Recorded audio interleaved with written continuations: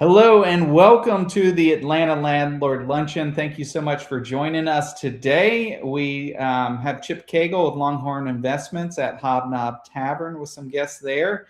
And we got an exciting show coming up with Blake Lewis from PadSplit talking about new exciting co-living models available for investors. My name is Matt Martin. I am with PMI Georgia. So we're a property management company. We manage over 400 properties throughout Metro Atlanta and Middle Georgia as well. We would love to talk with you if you are just wanting to get started with buy and hold investing, or if you're a seasoned portfolio owner with multiple properties you're looking to hand over to property management. Love to connect with you, and you can reach out to us at pmigeorgia.com. Chip, I'll hand it over to you and let you do an intro. Hey, Matt, thanks a lot. Yeah, we're here at Hobnob Tavern, and we meet here live every third Monday so that you can network with other real estate investors, specifically landlords. Love to have you here next month. So today, I'm going to tell you about what I'm doing. I'm with Longhorn Investments. Longhorn is a hard money lender out of Dallas, Texas, but I'm here in Atlanta to help you with your real estate needs. We do residential 1 to 4 units, and fix and flip is the main loan that we do. We can also do new construction. And then about probably 8 months ago, we added DSCR loans, which are 30-year rental loans if you decide to keep the property.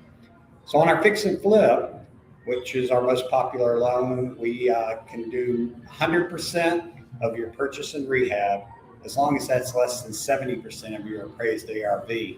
We can even go up to 75% if you're planning to keep it as a rental property. And to do that, you would need, number one, a 700 credit score. And number two, you would need to have a pre-approval from a rental refinance lender. And I can help you with that. So 100%, even though I'll say it's 100%, there is still cash to close. You will have to bring money for your points, fees, closing costs, insurance. You will have already paid for your appraisal. And then the last thing is interest for the remainder of the current month. But the good news is there wouldn't be a payment the next month after. It'd be the month after that for the previous month. So in other words, if you were closing today, you would pay interest for the remainder of February. There wouldn't be a March 1st payment. There'd be an April 1st payment for March interest. Now, we've got a special going on right now indefinitely, and that is that if you can choose to have a discount, either your points or your interest rate. You can choose a 0.5 point lower or 1% lower. And where that breaks down is if you're planning to finish the project in less than 6 months, then the points is probably a better choice. But if it's going to take you longer than 6 months, then go with the interest rate. Got one more special going on. If you've already done 3 fix and flips with any lender, then we can put you right into our customer loyalty program. And the way you prove that is it would be where you paid off a lender in the last 2 years, three loans that you paid off a lender.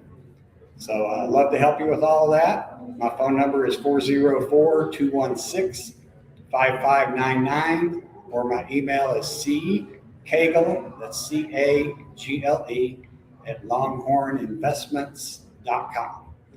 Thanks. All right. Thank you, Chip.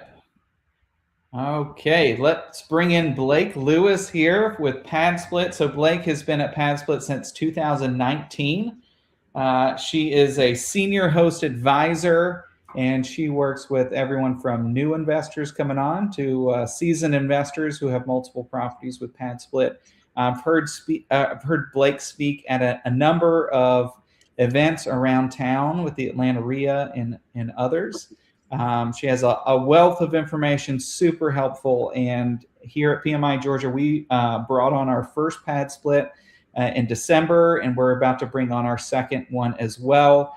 So I think this is a really exciting model for buy and hold investors who are looking to generate some more cash flow. So Blake, thanks for joining us today. Awesome. Well, thank you, Matt, for having me. Thank you, everyone else that's here listening. It's great to be here. Like Matt mentioned, my name is Blake. I'm the senior host advisor at PadSplit. If you haven't heard of us, we are the country's largest co-living platform.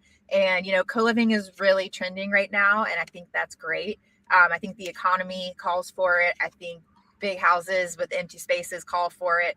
And I'm just really happy to be part of PadSplit because we've been at this for almost 10 years. We are venture backed. We have really the data and all the whole team to help you figure out how to do this co-living thing, which might be like a new concept to all of you. We're investors, so let's just get to the brass tacks of it all and talk about numbers, because at the end of the day, we are looking to be profitable with our properties. So I go to this example.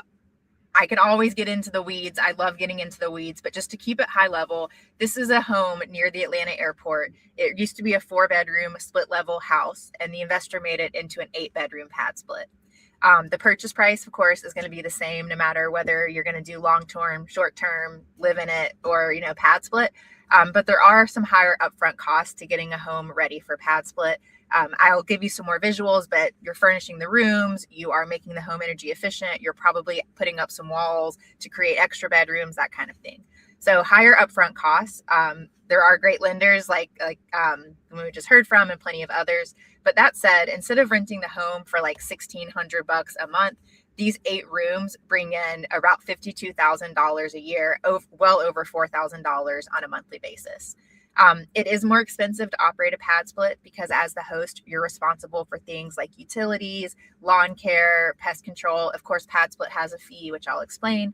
But the bottom line is if you can boost your income here, it's going to offset the higher operating cost and leave you with, 2 to 3 times the profit. So if you have an asset that's underperforming, this is a great avenue to consider how to boost that top line revenue. If you're trying to add homes to your portfolio and they just don't pencil as a short-term or long-term rental, we should talk and see if the deal would, be positive as a pad split. So please hop in with questions anytime, Matt, if there's a chat or something. Yeah, I was just going to say, let's take it real high level for a second. For those who don't know what co-living is or what pad split is, how is co-living different than a typical single family rental? Totally great question. So, if the first thing is the revenue. Now, when you have a long-term rental, you have stability. That's great.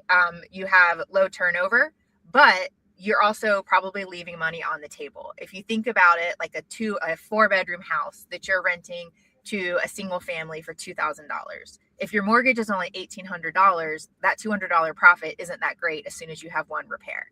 But if you could boost that revenue, taking underutilized spaces like living rooms and dining rooms and turning them into extra revenue, it's a really great opportunity to increase your top line. So for example, this is a 3-bedroom house in Decatur. It was 3 bedrooms, the 3 on kind of the right side that I'm scrolling over here. The investor had a $1,700 mortgage and a $2,100 rental. That was not doing anything for him. So he decided to come in and convert common areas. So like this room used to be the dining room, and these 2 rooms used to be the living room. So now there are 6 background check working adults that are each renting 1 room. And each of those adults can pay, depends on the area and the amenities, but anywhere from $700 to probably $1,300 per month. So now there's 6 people, each paying $900 a month. So now that same property that was only bringing in $2,100 now brings in over $5,000 every single month. And what you've done by getting rid of these common areas is you are increasing your revenue, but you're also removing spaces that could be noisy, messy, areas of conflict, and it really just helps everyone win. And for the people that are paying the $900 or whatever, they're getting a furnished room, all their utilities included, access to washer dryer. And so they're saving a ton of money as compared to apartments or extended stay motels.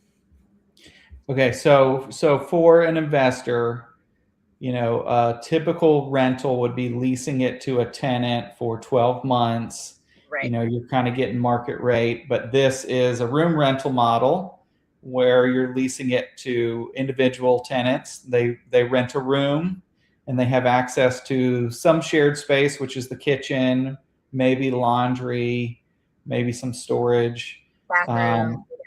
Yeah. But it's also not long-term, right? Well, so it's interesting. The host commitment with PadSplit is for a year. when someone chooses PadSplit to live in it, their default commitment is 12 weeks. If they don't want to commit to 12 weeks, they pay a little bit more for that flexibility. But that said, the average stay is about 9 months here in Metro Atlanta. So, your relationship with PadSplit is hopefully long-term. And then the people will stay, like I said, on average 9 months. Now, some people, maybe they only need it for 3 months because they're just waiting for their divorce to get finalized. Okay, fine. But then you'll also have people that stay with you for, years. Like I have a PadSplit personally by Greenbrier Mall in Southwest Atlanta. And I have someone that moved in on July 3rd of 2024, like a week after I opened it, and she's still in the house. So, she has far exceeded the 9 month average. But then I've also had people like the example of the divorce is something I just had with another member. So it's typically medium term. Right. And at least so I've been doing this for, I guess, 2 months now. I have seen that it takes a while to get a property stabilized. So you may have some people coming and going, while you're getting it fully rented out.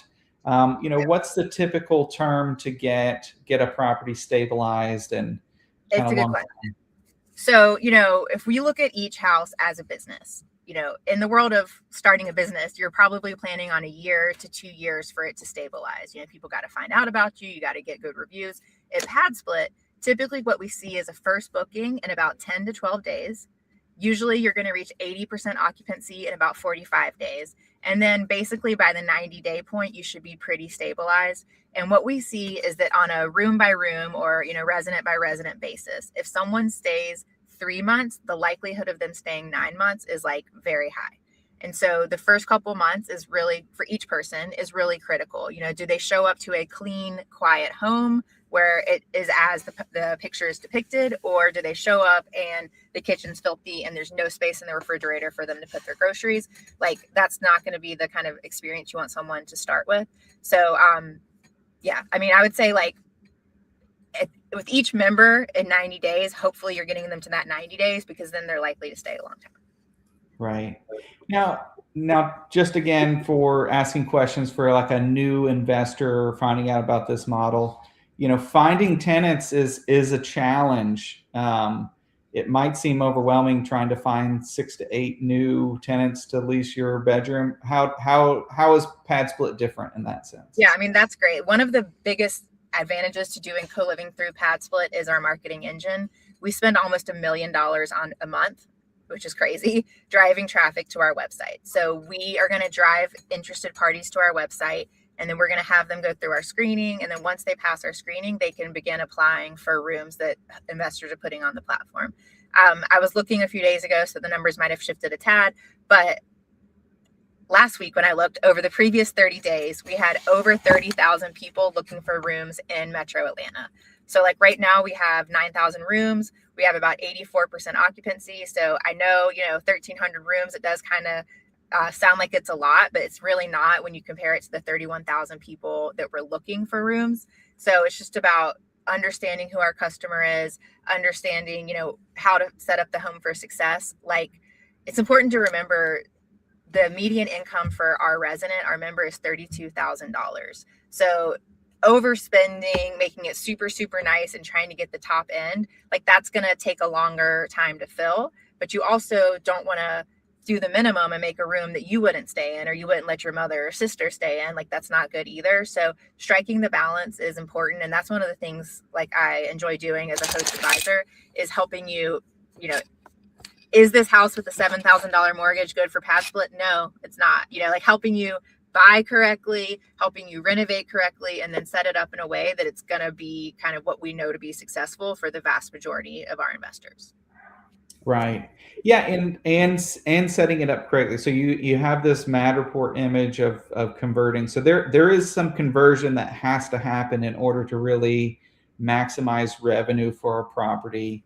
And so there is some alterations that need to be done that would, I guess, limit resale value or, Yeah, it's a great question. As an investor, when you're buying something, you should always be thinking about, selling it later.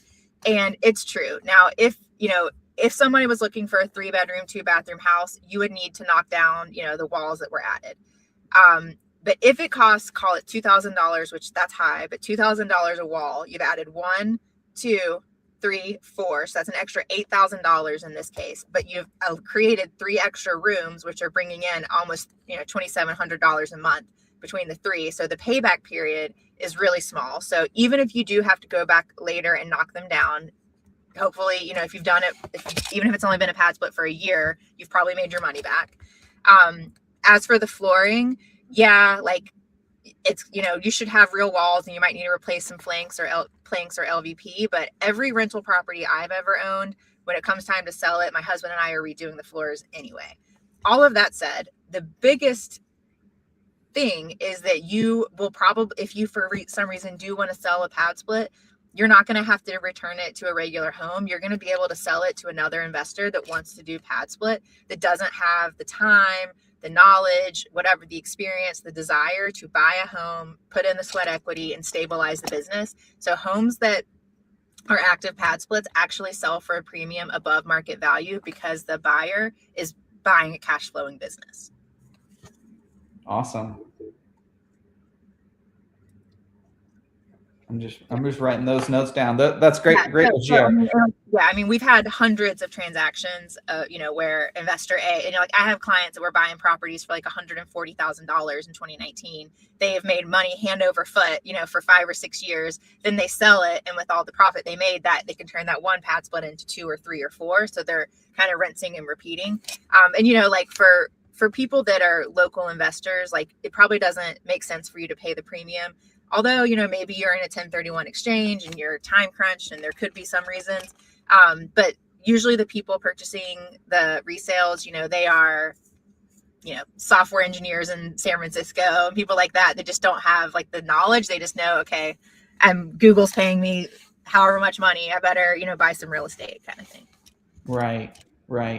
I will say bringing on a new property with PadSplit was a fairly easy process. So there's the typical things that we had to do just to get a property rent ready, and kind of our systems of making sure that, the home is ready for tenants. But putting the property on PadSplit, going through the listing process, PadSplit did recommend pricing for every bedroom. Maybe kind of walk us through, the process of once you have a property you want to list on PadSplit, what that looks like. Yeah. So our goal is to provide you, really all of the resources that you need. So we have property managers like Matt that will typically, walk the property, but also as you're renovating it, thinking about, okay, there's going to be 6 adults in here, or 8 adults in here. And because the residents pay an all-inclusive weekly price, you want to make the home energy efficient. So as you're getting it ready, low flow toilets, shower heads, faucets, a Wi-Fi enabled thermostat that you set and lock to local power guidelines. You lock and set to local power guidelines. But as far as the actual, once the property's ready, you're going to want to get it photographed. Take really good photos, because just like when we book hotels and Airbnbs, that's really what people are going off of, prices and photos. So you really want to have outstanding listing photos. And then you come onto our website, create the listing. We're going to ask you what size bed and what's the Wi-Fi password and what do you want to charge and all the things like that. And hopefully it's pretty intuitive to get the home kind of loaded. And then once you've put the listing on our site, we have a team that is like chomping at the bit to help you get it activated. So they're going to send you an operating agreement. And then if you're working with Matt, he, as your property manager, there's not any onboarding training that's required because we see, he's in our ecosystem already. Like they're working with Matt. We can keep this moving along. And then, like I said, hopefully you're getting your first booking in about 10 to 12 days. We have really granular data available. So like you could say, hey, Blake, I'm listing a property in this zip code in Decatur on Friday. What can you tell me? I can say, okay, over the last 7 days, we've had 14 move-ins and, this, that, and the other, and make you feel like you have all the data to set yourself up for success, from the beginning. Oh, here Chip, did you have a question? One of our attendees here does. Her name's Amy. Hi, yeah, I have a question. So it sounds like the split pad is a platform, right? To allow potential people to come on and book on a weekly basis. Do you guys run background checks to tenants? And how do you charge the management fee? Sure. So a couple things. So first, residents pay weekly, but generally they're committing to 12 weeks. So they aren't really signing up for a weekly rental. Their payments are just weekly. And the reason why we have the payments weekly is because a lot of our residents, are really living paycheck to paycheck, and having a random amount due on a random Thursday, because it happens to be the first of the month, is very challenging for a lot of people. So the weekly payment structure is just so that we can make sure they are in a position to pay. And our collections rate is 97.5%. You also asked about kind of the platform. You're right. We are the platform. So we are doing all the marketing, but we're also doing all the screening. We also handle member management and collections. So for the screening in Atlanta, we use Rent Butter for the background check. We use Plaid for the income verification, and we use a company called Verif for identity verification. So those are all considered best in class. Once people pass our screening, hosts have the ability to say, either if someone passes PadSplit screening, they can book my house the end. Others say, I want to have an opportunity to talk to them. So you, as a host, I ask questions like validating car registration, what made you choose my home, how have you handled conflict in the past, what are you currently paying for your housing, just kind of questions like that. So that's how the screening part works. And then as for the platform fees, basically, there are two. You're never going to write a check to PadSplit. It's not like you have to pay $500 to us to get your property activated, something like that. We only make money if we're finding people to live in your home. So basically, every time someone moves in, there's a member placement fee, just like a normal property manager would maybe charge a month's rent. We keep the first 10 days at 100%. And then after the first 10 days on each person's stay, we only take 8%. So if someone only stays 21 days, 10 days is a huge chunk, and that stinks. But if they stay our average, which is 9 months, the first 10 days is kind of insignificant. And then the last thing I'll say is once you have an active property, you'll have all kinds of ways to promote your own listing. So you can advertise, you'll have QR codes and promo codes and portfolio links. You can print out flyers and take them to the local Walmart break room. You can post on Craigslist, whatever you want to do. If someone uses your booking code to move in to your PadSplit, we do not charge you that 10-day member placement fee. If someone uses your promo code and ends up booking, someone else's room on the platform, we're still going to give you a $250 credit for bringing someone to the platform. All right. And it looks like we got another question from the audience.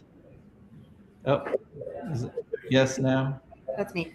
Oh, okay. So my other question is, how do you handle security? Because for a mixed split pad, it feels like there's all strangers, right? Is it investors' responsibility to really make sure the security is intact? And then the second question is the investor also responsible for the cleaning, So let's talk about the cleaning first, because that's a shorter answer. The cleaning is, so when you set up the property, you're required to provide initial cleaning supplies. You are not required to replenish them. Cleaning is primarily the responsibility of people in the home. That said, most operators send in a cleaning service for common areas once or twice a month.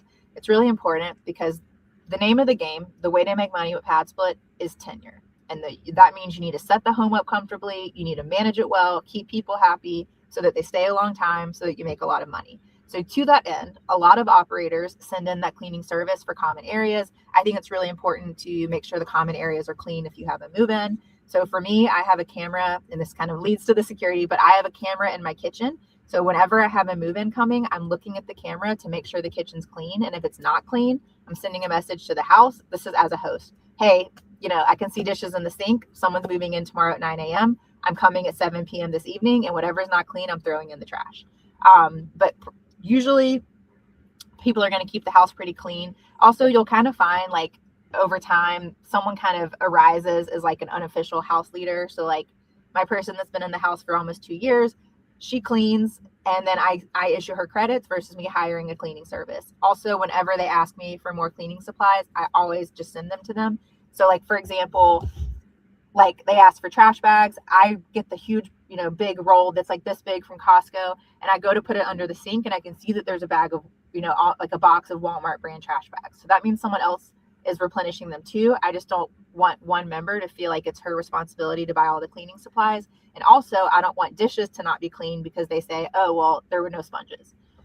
So primarily the responsibility of the people in the house, but being mindful of why you as the investor should care about the cleanliness, you're going to put a little effort into it. As for security, so first of all, we do all of the screening that we're allowed to do as a housing provider. So we have a full list on our website of the FAQs, but basically no felonies in the last 7 years and no more than one eviction in the past 7 years.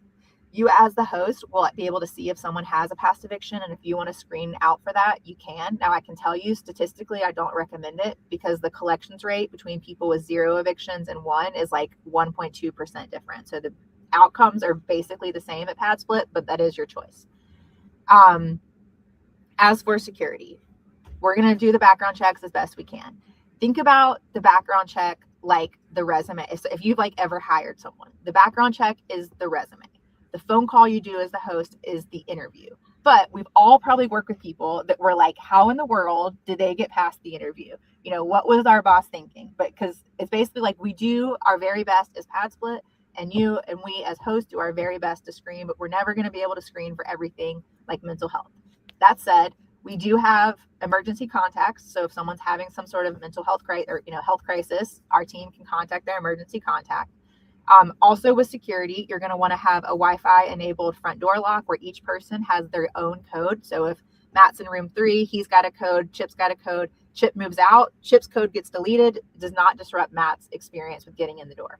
Then in the interior, most hosts also do keypad locks for the inside rooms. You can do Wi-Fi enabled ones that you can change remotely from your phone, or you can do the mechanical ones that can only be changed if you're physically at the property. So interior locks, exterior locks, also security cameras. You do need to disclose if you're going to have security cameras in your listing, but I recommend them in the exterior, and then common areas, obviously not the common bathrooms, but like I have cameras that capture basically every inch of the inside that's common areas that aren't bathrooms. So I can see the hallways, I can see the kitchen, I can see the dining room, so that I also have that. So yeah, and then also I'll just say we have a 24/7 member support line. So let's say Matt, Chip, and I are all pad mates, and Chip is just playing loud music. He's cooking fish in the microwave. So I call to complain.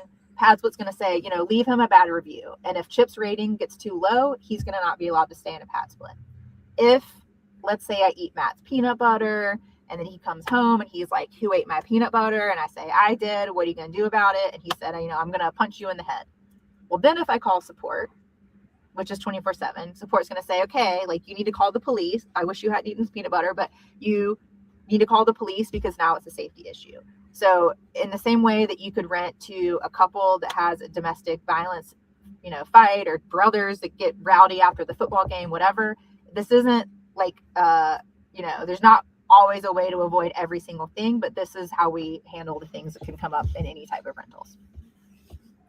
Yeah, and we have a 24-hour approval process. So when people apply to live there, it's kind of if we don't say yay or nay within that 24 hours, it'll automatically get approved. I guess that was recommended for PadSplit just to kind of move things along. I go through the members' history, and there are usually some pretty good notes in there if they've been a problem from previous hosts. There was a threat of violence against another member, and that I was like, nope, we're going to screen this one out. And you get payment histories on there as well too. So there's some pretty good information that comes along when current PadSplit members apply. It's just the new folks that you don't have much history on. It's just the screening that they go through. But there's a lot of information that PadSplit provides when guests are applying. Yeah, and I mean, like even like I had a guy that lived in my house for almost 9 months, and he had been in a previous PadSplit, and most of the reviews were good, but then there was like reviews about him being noisy. So I asked them, I was like, hey JB, like I see that you have and you can tell them, like, I see these reviews or I see your payment history, and I said, like, JB, like you have a noise complaint. And he said, how some old houses the floors just creak? the floors creak in the pad split I'm in, and there's one guy in the house that has given everyone else a noise complaint. And because I work at PadSplit, I was like, let me see if this is true. And it literally was true. So I'm like, all right, I'm going to give this guy a chance. And he's, like I said, he stayed for almost 9 months and was a perfectly good member. So sometimes it's also just asking them if you see something. Now, the threat of violence, I would probably do the same. But I also was really pleasantly surprised. I mean, when we were first bringing this on, I was like, yeah, I know this cash flows, especially in this economy, and it's been tricky for landlords. They're getting squeezed on, rents being down, repairs being up, insurance up, property taxes up, all those kind of things. And so I was like, this is a great cash flow model, but I don't know how it's going to go managing these guests. And I've actually been really surprised by the care that they take for the property. I was expecting it to need more cleanings than it has. They keep it pretty clean. We had an issue with a water leak, and of course it happened at 2 a.m. and I wasn't awake and didn't see the maintenance request come in. But they managed to shut the water off and clean up where the water had leaked out on the steps. Like they went into, wanted to keep the place clean. And so that I was, of course, as a property manager, we've seen all sorts of things, but I was impressed with their responsiveness and they want a nice, clean place to live. I think for the most part, they're keeping to themselves. Usually when I show up, all the doors are closed. It's not like people are really hanging out. They come out to cook, they get ready, they go to work. The trash gets put out to the road. I'm not having to ask somebody to do it. They're just taking it upon themselves to do those kind of normal, taking care of a property kind of thing. So, I think there is a lot of goodwill that goes along the way, especially as a host. So wanting to be responsive to issues that are coming up and address things, I think they appreciate that as well. Oh, you're still muted, Blake. Yeah, I totally agree. I mean, it's like the mutual respect, like, showing them that you care about them as human beings really goes a long way. And like, for the trash, for example, like when you are creating the listing, we're going to ask you what day trash is. So we're messaging the house, tomorrow's trash day, roll the trash out. And then on trash day, today was trash day, roll it back in. And so for the first like several weeks that I had my PadSplit, I was checking my exterior camera to be like, okay, am I going to need to nag someone? And then no, it just kind of gets like how I have that middle-aged lady that's like the house mom that does the cleaning and lays down the law. She basically told, one of the younger men, it's your job to take out the trash, and it works. So what cameras and locks do you recommend? Because we're using Sifley. I think it's the locks, that the digital locks we use, and I think Ring for our cameras. But are there like some like clear winners that are emerging for this? Yeah. So back in the day, and this is back in 2019, we did not use Ring because, and this, I have no idea if this is still true, but the reason we didn't use Ring way back then was because you could only have 3 per account. And that was like not a scalable solution. I don't know if they fixed that. So for the exterior door, the most common is the Schlage encode. For the interior camera, or for the interior locks, I use a brand called Yamiri. It's Wi-Fi enabled, and my husband, it was quite a time. Like 3 of the doors installed no problem. 2 of the locks have been like very annoying and difficult, and one of them you have to do it up. So it works, but like probably for my next PadSplit, I'm gonna look at a different one. And that's a Wi-Fi enabled one. There are others that are just not Wi-Fi enabled that I might just go back to. And then for the cameras, I use a brand that was just recommended by another host called Wyze. It's like WYZE, and they're only like $39 each. And I've had no problems with that. But another host told me that I guess there was a thread in the PadSplit Facebook group about them stopping working, but mine have been up for 2 years without issue. So somebody was like about to order one that was like $199. And I'm like, I would at least try this $39 one first. So yeah, and I will say, for anybody thinking about this, you really do want these remote features. And, for example, we were supposed to have a new guest move in this weekend, and he canceled last minute. And the codes had been sent out, but I was able just to go back in and just change the codes out just for his room and the front door, just so that there's not any kind of security issues. But it's definitely saves me a trip. There's a lot of things that can be handled remotely, but if you don't set it up correctly, you could be out there every week if you're not paying attention. So. That's right. Yeah. And I mean, it's also just like, if you haven't been in the world, like even my husband, who has listened to me, and I work from home, so he has heard me do the spiel for PadSplit now for like 7 years. He didn't like understand why you wouldn't just want to have one front door lock code. And it's because if Chip moves out, Chip should no longer have access, but I don't want Matt to have to learn a new code every time, Chip or someone else leaves the home. So yeah. And we have all kinds of best practices. And like, if there's anyone listening, talk to Matt, get Matt to introduce you to me. That's the best. And then I'll walk you through all the nuances, answer all your, all of the questions you might have, and make sure you're set up for success so that, you have 10, 20, 40 homes on PadSplit, whatever is your goal. Because I mean, we have 9,000 rooms in Atlanta, but our total addressable audience, so by that, I mean single adults without recent felonies earning under $40,000, it's almost 200,000 people in Metro Atlanta. So like, there is room for, thousands and thousands of more set up well, maintain well, PadSplits. Right. And so how many cities is PadSplit currently in?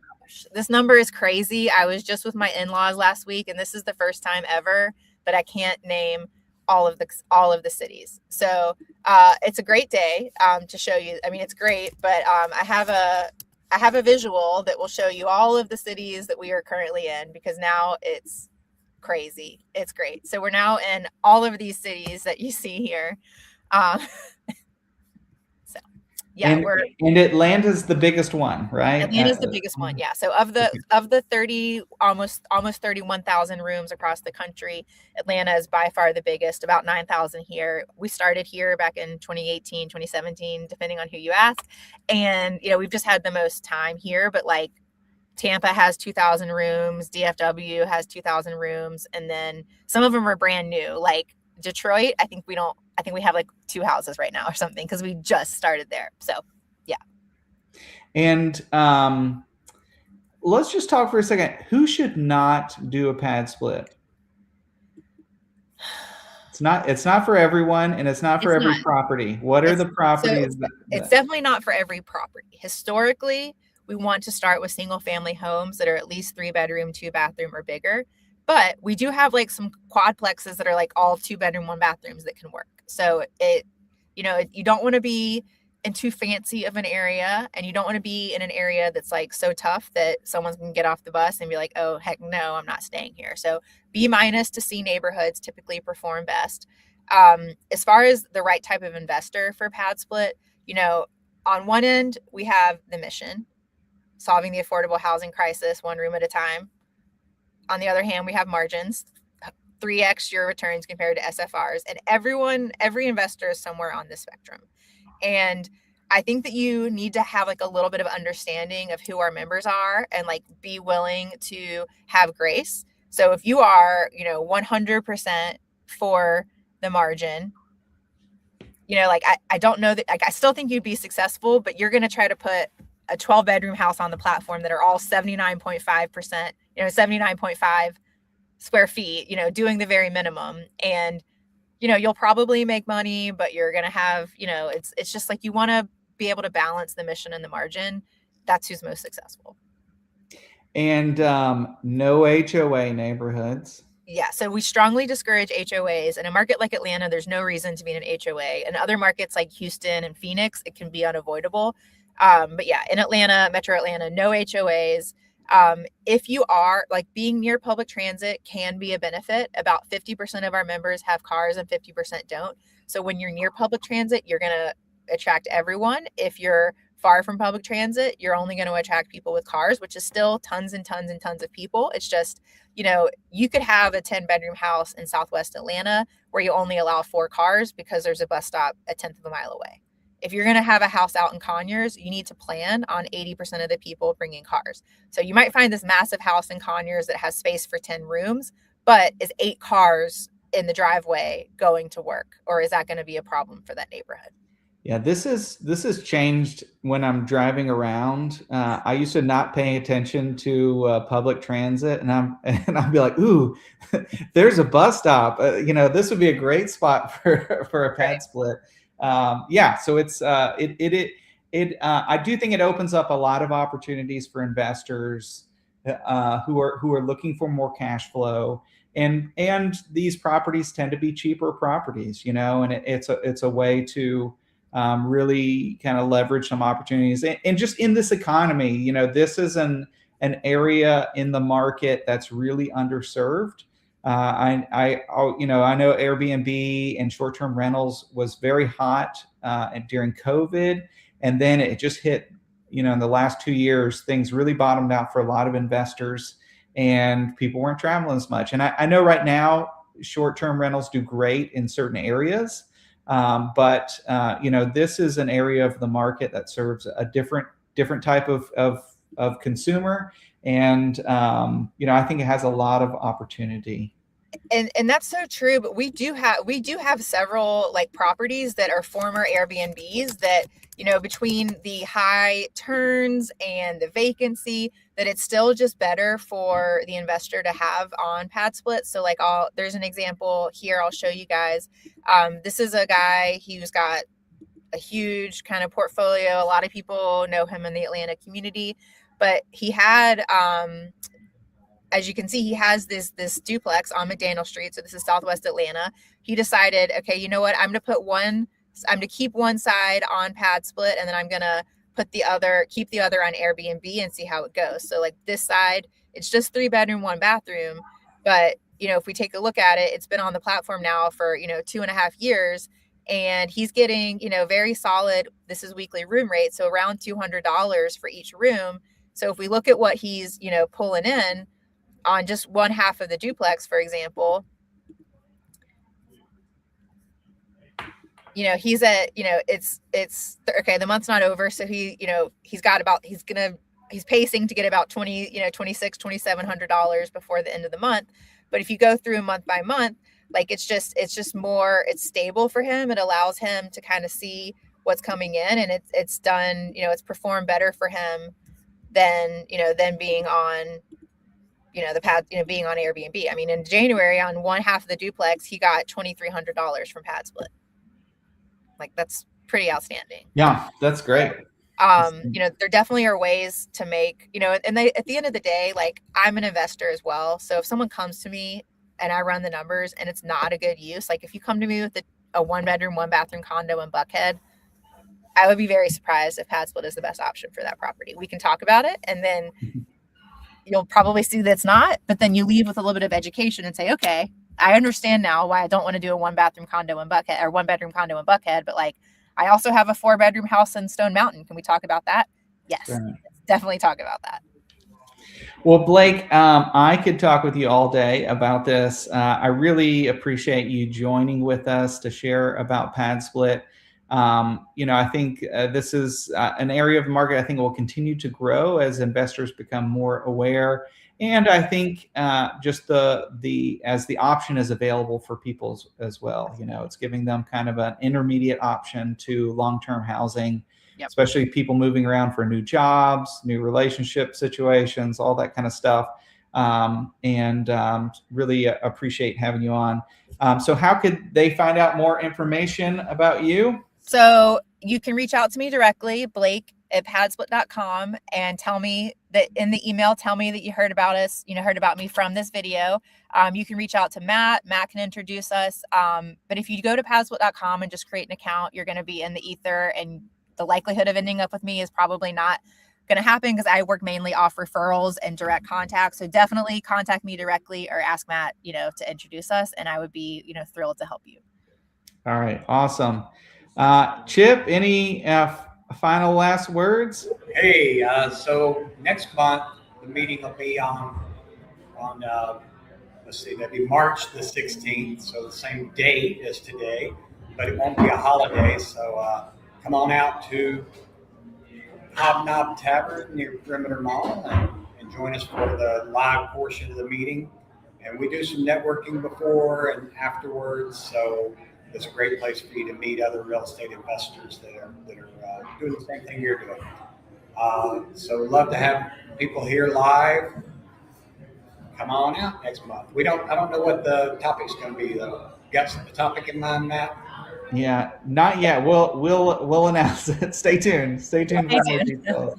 And again, if you're listening out there, especially if you're an out-of-state investor looking to get started investing in Atlanta, and this is a model that's of interest to you, we can definitely help you find a good property. We can help you with the renovation and then the management of the PadSplit. So feel free to reach out to us. You can find us on PMIGeorgia.com, and we will catch you next time. Thanks, guys.